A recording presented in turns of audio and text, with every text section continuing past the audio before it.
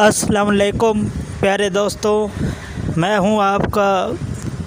M Hamid रज़ा TV. और कप्तान इमरान खान, जनाब इमरान खान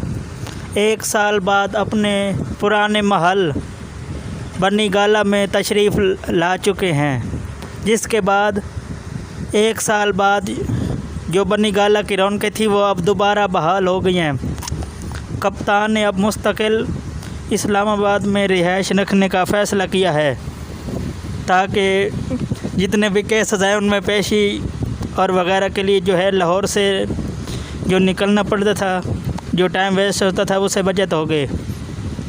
और बनी गाला में ही उन्होंने अपना क़याम करने का फ़ैसला किया है, जिसके बाद अब वफाकी हुकूमत ने इमरान खान को गिरफ़्तार करने के लिए मुख्तलिफ़ हरबे इस्तेमाल करना शुरू कर दिए हैं और कंपनी भी मुतहर्रिक हो गई है और वो इमरान खान को गिरफ़्तार करने के लिए हर हद तक कोशिशें कर रहे हैं। लेकिन बनी गाला में इमरान खान को गिरफ़्तार करने की हर हद तक कोशिश कर रही है, लेकिन बनी गाला में अवाम का ठाठे मारता हुआ हिफाजत पर मामूर है।